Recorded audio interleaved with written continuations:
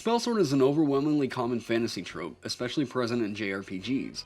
Though options exist to create these characters in 5th edition, the variety is notably scattered and requires a commitment to features which don't feel true to the concept.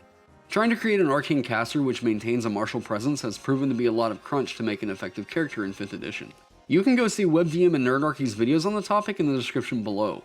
Both channels agree that there's definitely a desire to keep it down to a single class concept, however each option still seems somewhat off for what we see in JRPGs. Multiclassing options that keep spellcasting modifiers complementary are limited, and multiclassing specifically just to grab a few features can start to feel untrue to the concept. While Cleric, Paladin, and Ranger are technically possible to be built as Gish characters, their divine casting feels off flavor to the JRPG Spellsword concept. Additionally, the Bard College of Swords and Hexblade Warlock both cater to a specific kind of Gish, and I'm hoping to find something more general. The most Spellsword-esque character option at the moment seems to be the Eldritch Knight Fighter, but the archetype somehow still seems a bit too robust to pin down to just a subclass, especially one as restrictive on spells as the Eldritch Knight.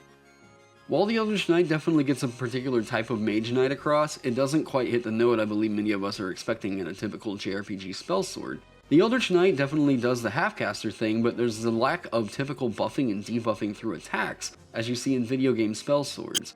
I feel the amount of homebrew classes on this concept is evidence enough of this. It seems that many people were looking to play something similar to the Eldritch Knight, but just not the Eldritch Knight. I'm sure there are hundreds of concept builds out there to get this across, but this would be so much simpler if we had one class to go off of that felt like an arcane spellsword, with features that felt more complementary to the martial side of the concept. This idea of a sword and sorcery, magic knight, Gish archetype has adopted the moniker of the Magus within fandoms of role-playing games. The name's origin dates back to ancient Persian priests, but it seems like the most famous association with the name is the character Magus from Chrono Trigger. Whether or not this being what led Paizo to adopt the name for Pathfinder is unknown, but the archetype was published in their 2011 Ultimate Magic book. It never truly found its way to Dungeons & Dragons in an official publication, but I can assure you that there's an incredibly well-written supplement out there which you should definitely consider if you're trying to play this kind of a martial spellcaster. My review of Benjamin Huffman's Magus has been frequently requested by my viewers on YouTube and on Reddit. After giving the class a good month of reading and critique, I have to say that this class is robust, true to established lore, and extremely well balanced for quite literally any table. This is the most popular supplement out there for this concept, earning Huffman a platinum bestseller on the DMs Guild. Ben took everything that made the Eldritch Knight close to the idea and expanded upon it tenfold. Lore time over, let's get into this class and its features. Now, just like the Pugilist, this is a supplement which Ben is asking for you to purchase, so I won't be going over each of the subclasses. The character I will show you gets options through their Eldritch Society, but they're just going to be displayed as they're acquired. At first level, you choose your subclass, called an Eldritch Society. It determines your spellcasting ability and mechanics, as well as giving you additional proficiencies or languages. It grants you additional features at 3rd, 7th, and 14th levels. The Arcane Order is closer to a martial wizard than the other options and makes for more scholarly diplomatic spell swords. The Knight Stygian is a society of necromantic knights, making for a more on-point Death Knight option than Paladin. The Primordial Seal is an elementalist which infuses their weapons and armor with the power of the elemental planes. The Shadow Court sits somewhere between Eldritch Knight and the Monk Way of Shadow. The focus of this option seems to be on Dark Subversion. Those looking for more time-based character options will find the Sidereal Cabal to be a new favorite. These Magi are preservers of historical faith and maintain the balance of free will and destiny. We're going to take this one for this build. Finally, the Sylvan Circle is a knight of the natural world, defending the life-giving wild sacred to all. Those of you that missed the Warden from earlier editions will find this to be a happy envisioning similar to that class. The Magus gets the average hit die, a d8, as well as proficiency with simple and martial weapons. Their armor proficiencies are light, medium, and shields, and they get one skill of their choice from Acrobatics, Arcana, Athletics, History, Insight, Investigation, and Perception. This character has chosen the Sidereal Cabal Eldritch Order and the Criminal background, giving her proficiency in Navigator's Tools, Water Vehicles, Deception, Perception, and Sleight of Hand, so she's taking Arcana here. Her spellcasting ability modifier is Intelligence, given by her Eldritch Order, and the other first level feature is Esoteric Eye, a feature which allows you to detect if each creature within 60 feet of you has a spellcasting or innate spellcasting feature or trait, as well as the creature's spellcasting ability. This feature will come in handy for keeping your party out of trouble. It gives you some incredibly valuable information which easily exposes some threats trying to conceal their true nature. I'm not sure that I feel that this is necessarily too strong, but I think it should take into consideration creatures with traits that specifically mention being cloaked from divination magic. Second level gives us access to spellcasting beyond our subclass cantrips. Huffman has written around 20 new spells for this class, which are also detailed in the supplement. Each of these spells could very easily find their way into an official book as they introduce innovative, balanced mechanics that I feel like 5th edition has needed for a long time. His Give Life cantrip is highlighted here, and it's a personal favorite of mine, as I think hit die as a resource in spells allows for the creation of balanced healing outside of rest, spell slot, and potion usage that 5th edition needs. You also get the Mystic Mark feature, a support ability which nails the concept right on the head. Using your Aegis, you can boost your allies' AC by a number that scales as you level up. The End Spell feature works similarly but for weaponry. Both of these abilities get a bonus to your Eldritch Society at 3rd level, establishing a precedent for features of subclasses if you so chose to make a Magus subclass yourself. Overall, this is the standout feature of the class, and it definitely does everything I was wanting out of this idea. Bravo!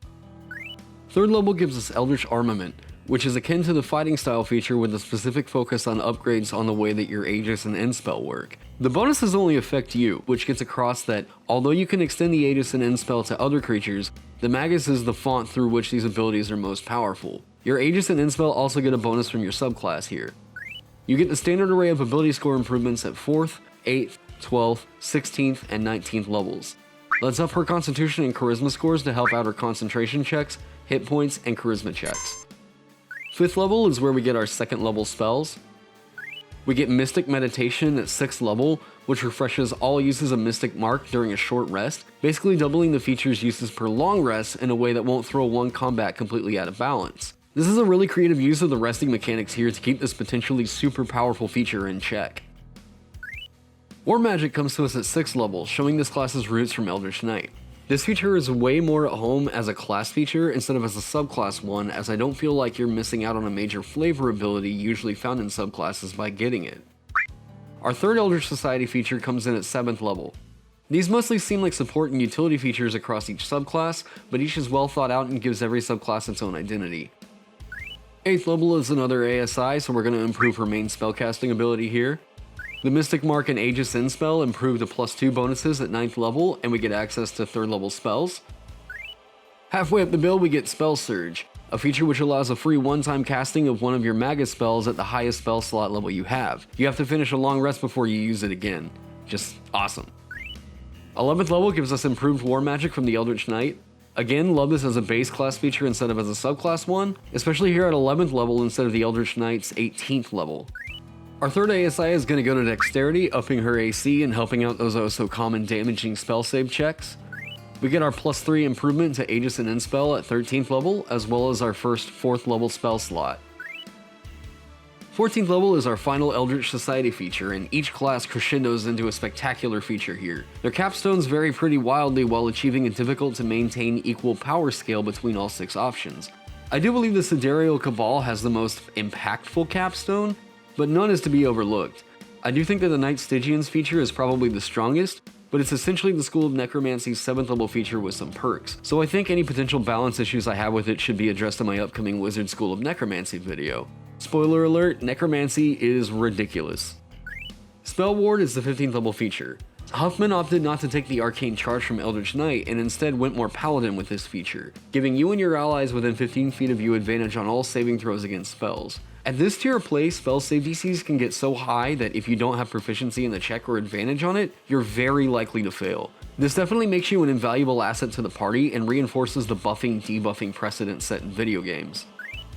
Here at 16th level, we're actually going to raise her Wisdom up to 12 for the +1 modifier and throw the other +1 in Constitution. We could have taken a feat here to get the Wisdom up and get a bit more out of this ASI, but this build is just for the video. 17th level gives us access to our 5th level spells. Then at 18th level, we get Greater Spell Surge. This isn't an improvement on the other Spell Surge, it's a completely separate one with an upgrade. The mechanics are essentially the same except it affects a 6th level spell, basically making for access to 6th level spell slots within an ability. 19th level is another ability score improvement, and this time we're going to take the Tough feat, giving us an awesome boost to our hit points. Lastly, at 20th level, we're able to use our Spell Surge and Greater Spell Surge features twice per long rest.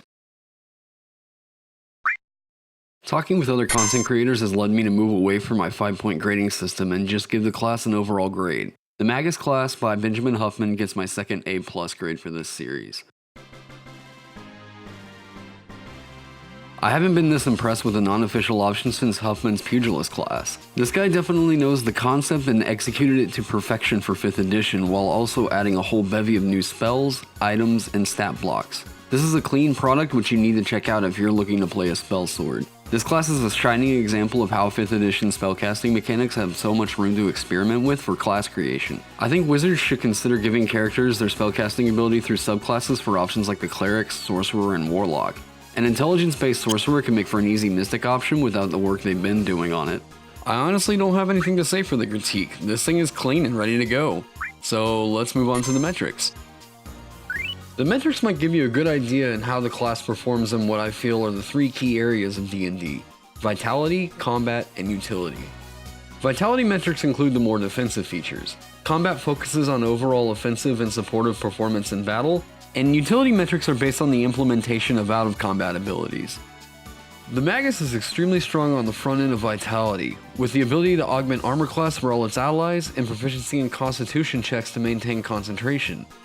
Though it has a lower hit die than the Eldritch Knight, the spells you can pick up to boost temporary hit points and healing through spells will prove that this is a non-issue. The healing metric swings wildly depending on your Eldritch Society decision, so I felt it best just to leave that one empty.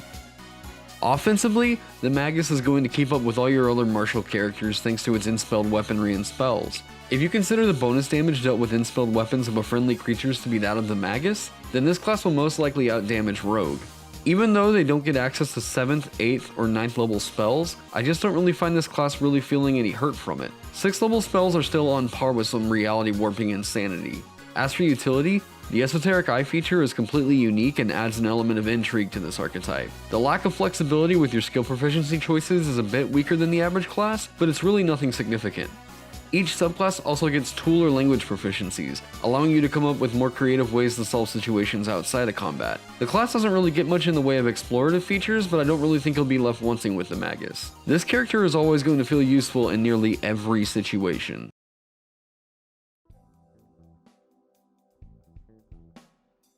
So the Magus class by Benjamin Huffman. Let me know what you guys think in the comments down below. Me personally, I think this is going to be a new favorite class option for me in any of my campaigns whenever I get to actually play. I also wanted to throw a shout out to the guys at Homebrew Crew. They just recently featured my Hammer Space spell that's on D&D Beyond over on their channel, and yeah, that was a cool little thing to just get in my notifications yesterday, so thank you guys. You guys can go check out their channel and that video down in the link below. All the links to like the Nerdarchy, WebDM stuff, that'll all be in the link below as well. I personally feel like D&D is really needing a class like this, especially because the Eldritch Knight feels like an idea that didn't really get totally actualized.